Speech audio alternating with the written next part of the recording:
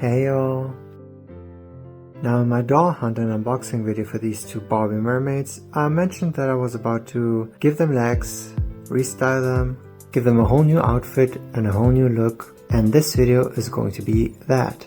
I'm of course going to be rebodying these two on these made to move dolls. I'm going to see what I can do about the hair, because the hair is at the length where it's almost impossible to really make all that much with it. But I'm going to be washing and boy washing them, and I'm going to try to give them a look that fits the rest of the outfit. And the outfit is something that I'm going to be creating from scratch. I'm also going to be trying to craft some accessories for them.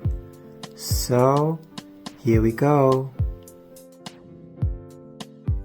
So the first thing you'll see here is of course me washing the dolls, washing the hair, brushing through the hair as well as conditioning the hair.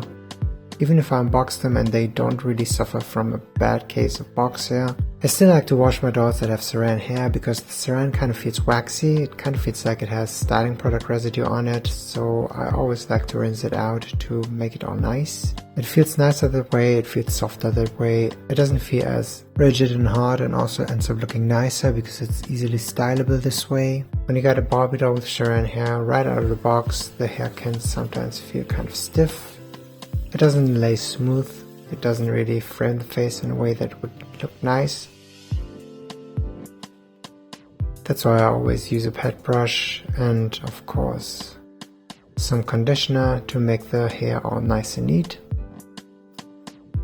I believe just washing it with some warm tap water would suffice, but to make it all as perfect as possible, I also pour some boiling hot water over the head. I always brush the hair in front of the face and then pour the boiling water on top of the head. Always be careful when doing so, because you can easily burn yourself. This way it kind of hides the hair plugs and the hair plugs don't stick out the way they did beforehand. Now I'm just removing the head from the body of the mermaids. The head was kind of squishy because of the hot water, so it was pretty easy. But I also pushed the head down and then I remove the head. Now still be warned, there can be a case of the head tearing around the perimeter of where the neck is, so always be gentle, always be tender. The doll's head can easily tear, the liner can crack, and the neck peg can also get destroyed. Now while I did remove the head from the body, I did not do the switcheroo. I did that later on because I wanted to create some jewelry to put on the doll's neck. Therefore I couldn't already put the doll's head onto the body. So let's dive right into the creation of the aforementioned jewelry piece. I had these silver beads on a string lying around for quite some time now. I had bought them at a craft store and I had no idea what I wanted to do with them, but one day I was like, this is great to turn them into this kind of beaded choker piece. It's very much inspired by the beads that vintage Barbies used to wear back in the day, but instead of having them have some kind of snap closure, I just used some hot glue to glue this piece together in the back so that it would not fall apart and it would hold the string together. And so this is an easy way to be creating a piece like this. I also created it on the body of the mermaids because I was not going to use them, so using hot glue on the plastic body of the mermaid was no problem here.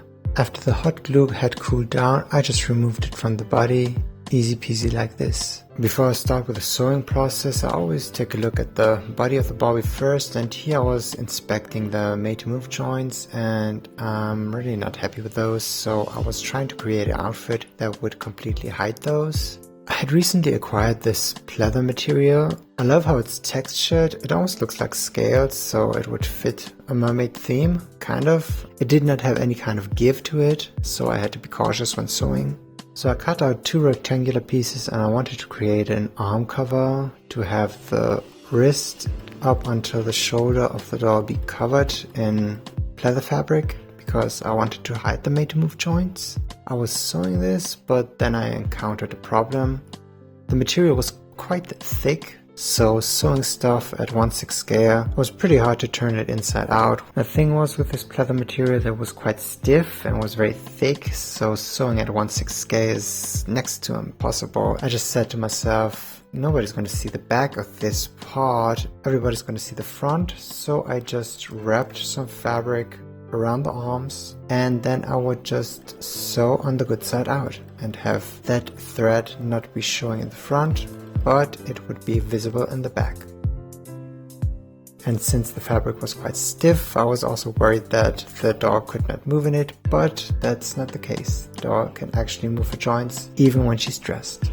After having created those arm covers, I thought about creating a top for her to hide the bust joint. As the fabric was very thick, I did not want to hem it, but I thought about folding over the top part of this crop top.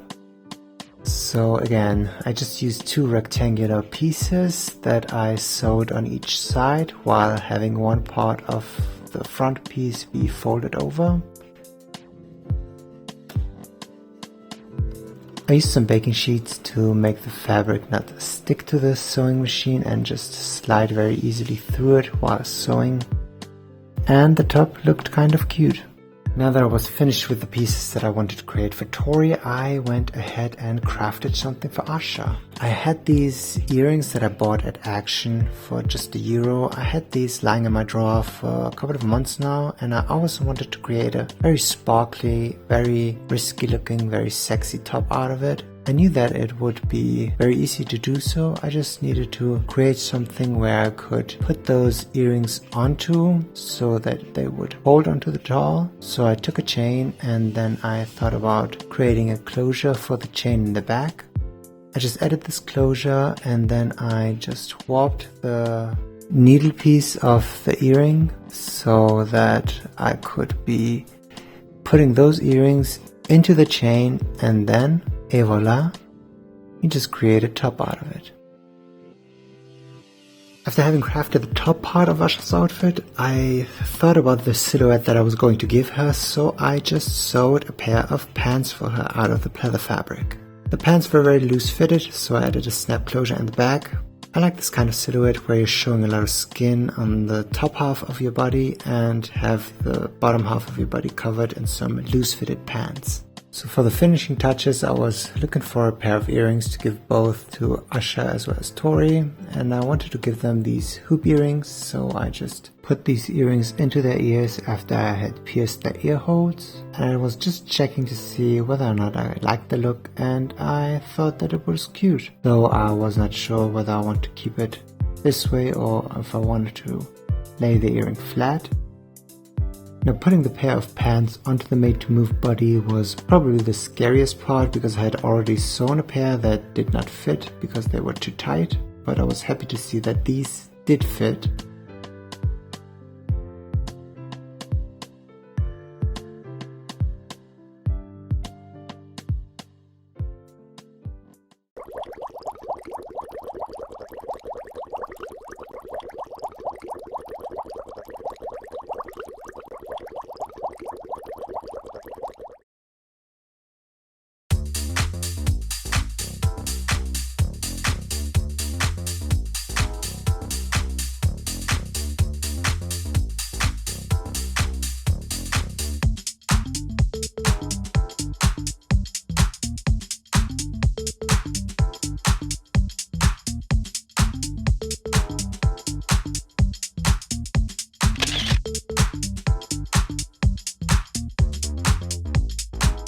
So this pretty much wraps this makeover up. I'm very happy by the outcome. I don't have any pretenses here. I don't think I'm the most skilled seamstress. I'm more or less a jack of all trades and master of none. But what I might lack in raw skill, I make up in imagination, I think. I'm of course most excited by Asha's look. I think her sparkly top is just chef's kiss. The little armband that I added to her is actually a bit of soldering iron that I warmed up and then twisted around her arm. I'm currently quite obsessed with Caroline Polachek's Desire I Want to Turn Into You, and she wears one of these on her album cover.